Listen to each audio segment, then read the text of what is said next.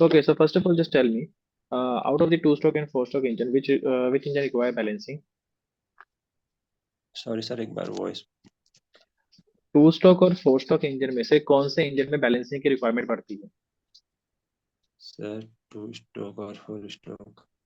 हम्म। Sir, दोनों में required होगा वैसे तो। रेसिप्रोकेटिंग इंजन है तो दोनों में रिक्वायर्ड होगा बैलेंसिंग। दोनों में रिक्वायर्ड होगा, अच्छा ठीक है। आपके पास यहाँ पे टू स्ट्रोक में ऐसी क्या बेनिफिट्स, मतलब बेनिफिट्स क्या देखने को मिलते हैं over the four stroke engine? Sir, 2 stroke में पावर डेवलपमेंट ज़्यादा होती है। हर एक रोटेशन में क्रैंक के हमें पावर आउटपुट मिलता है, और उसमें पावर आउटपुट हर हर मतलब क्रैंक के 2 रोटेशन में एक बार पावर आउटपुट मिलता है। फोर स्ट्रोक में और?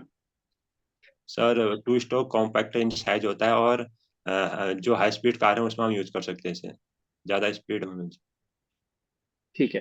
अच्छा, आपके पास यहाँ पे फ्लाईव्हील की रिक्वायरमेंट जो है वो टू स्ट्रोक और फोर स्ट्रोक दोनों में पड़ती है, कि कोई ऐसा इंजन है जिसमें आपको रिक्वायरमेंट ना पड़े?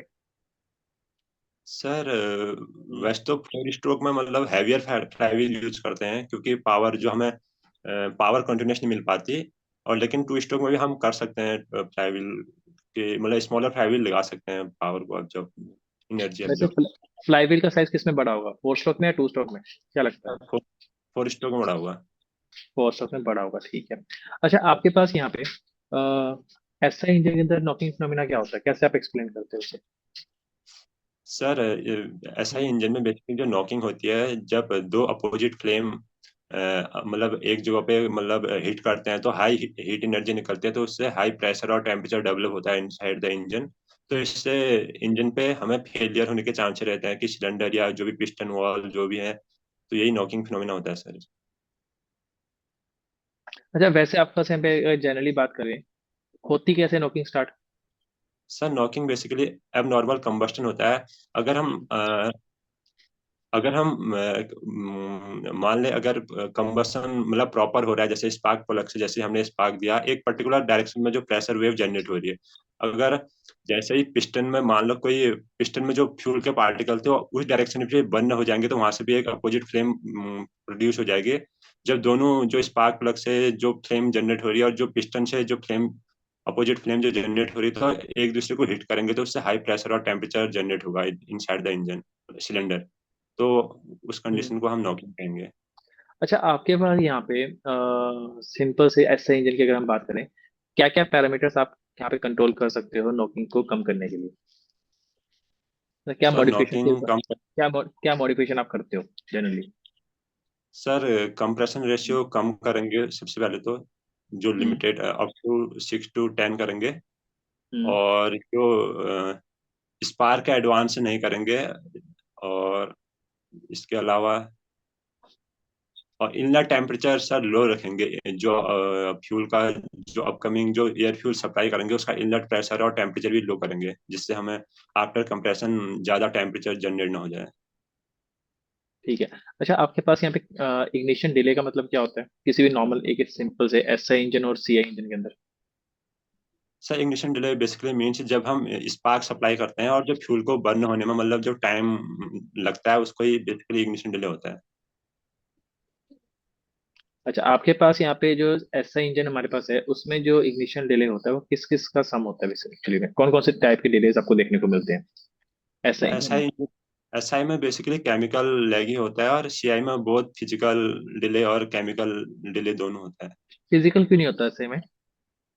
सर, जो उसका बेसिकली जो एसआई इंजन में हम पेट्रोल यूज करते हैं, उसका जो सेल्फ इग्निशन टेम्परेचर होता है वो बहुत ज़्यादा होता है। और जो पेट्रोल की जो मतलब क्वालिटी है कि उसका जो वेपोराइजेशन इजीली हो जाता है, मतलब एटोमाइज मिक्स हो जाता है एयर के साथ इजीली। और जो डीजल होता है उसका जो इजीली मिक्स नहीं हो पाता है, तो उसको ऑटो इग्निशन में पहुंचने के लिए कुछ टाइम लगता है। जो अगर पेट्रोल मतलब डीजल को ऑटो इग्निशन में पहुंचने के लिए कुछ टाइम लग जाता है, सेल्फ इग्निशन टेम्परेचर जाने तक। ठीक है। और आपके पास यहाँ पे जैसे मान लो एक सिंपल सा पेट्रोल इंजन है, सपोज दो पेट्रोल इंजन यस है, एक में आप मल्टीपल सिलेंडर यूज कर रहे हो, एक में सिंगल सिलेंडर यूज कर रहे हो, ठीक है ना? Yes sir. दोनों ही इंजन सेम पावर को प्रोड्यूस कर रहे हैं, तो आपके पास यहाँ पे कौन से केस में नॉकिंग होने के चांसेस बढ़ जाएंगे? सर, एक मल्टी सिलेंडर और एक सिंगल एक सिलेंडर है। सिंपल सा मल्टी सिलेंडर इंजन है पेट्रोल का, और आपके पास हाँ। एक सिंगल सिलेंडर पेट्रोल इंजन है, दोनों ही सेम पावर को प्रोड्यूस कर रहे हैं, ठीक है ना? Yes sir. तो इस केस में नॉकिंग के चांसेस कौन से केस में ज्यादा होंगे? सर हम्म। मल्टी सिलेंडर और सिंगल एक सिलेंडर। मल्टी सिलेंडर है आपके पास और एक सिंगल सिलेंडर इंजन है।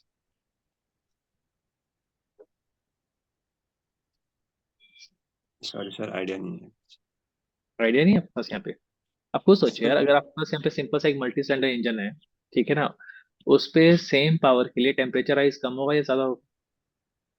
मान लो जैसे एक सिंपल सा एक हाइपोथेटिकल केस लेके चलते हैं, जैसे मान लो एक सिंपल सा ट्रक है, जैसे कि अब ट्रक जो हैवी व्हीकल्स है वो तो हमारे पास डीजल इंजन में काम करते हैं, अज्यूम कर लो कि आपके पास वो सिंपल से एक पेट्रोल इंजन पे काम करता है, ठीक है ना। यस, यस उस सर। केस में अगर एक मल्टी सिलेंडर इंजन लगे हुए हैं, मल्टी सिलेंडर लगे हुए हैं पेट्रोल इंजन में, और आपके पास, मल्टी सिंगल सिलेंडर में ज्यादा होने के चांसेस है, मल्टी सिलेंडर में कम क्यों? होने के चांसेस। ऐसा क्यों? कैसे कह सकते हो? सर क्योंकि मल्टी सिलेंडर में जो स्पार्क देंगे उनका जो फायरिंग ऑर्डर अलग अलग हुआ, तो ये हो सकता है कि उससे मतलब थोड़ा बहुत टेम्परेचर कम हो सकता है, अलग अलग मतलब स्ट्रोक देंगे तो वो तो हम्म। कंटिन्यूस काम करेगा उसमें। अच्छा, आपके पास यहाँ पे वैसे फायरिंग ऑर्डर का मतलब क्या होता है? Sir firing order basically decide करेगा कि कौन से पिस्टन मतलब हम्म। कौन से सिलेंडर में कब स्पार्क देना है, कब करंट देनी है, मतलब कौन सा का पावर डेवलप करेगा, कौन सा cylinder, basically firing order decide करेगा। फायरिंग ऑर्डर से आपके पास यहाँ पे जैसे जनरली अगर हम बात करें एक सिंपल से फोर सिलेंडर इंजन के लिए, तो उसका फायरिंग ऑर्डर क्या होता है वैसे? Sir hmm. Four, sir I think four, 4123। नहीं। वन, ध्यान रखना फायरिंग वन ऑर्डर होता है 1342। 1342। ठीक है ना। अच्छा, यस सर। इस केस में आपके पास अगर हम बात करें बैलेंसिंग के पॉइंट ऑफ व्यू से बात करें, आपके पास फोर सिलेंडर इंजन है, सिक्स सिलेंडर इंजन, इन दोनों में से कौन सा इंजन बैलेंस रहेगा वैसे कम्प्लीटली? सर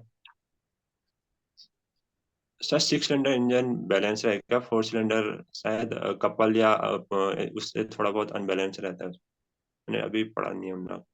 ठीक है, कोई इशू नहीं। अच्छा, आपके पास यहाँ पे जब इंजन की जब स्टडी करते हैं तो बेसिकली कुछ डिफरेंट डिफरेंट पावर्स हम पढ़ते हैं, जैसे फ्रिक्शन पावर हो गया, इंडिकेटेड पावर हो गया, ब्रेक पावर हो गया, तीनों में डिफरेंस क्या है?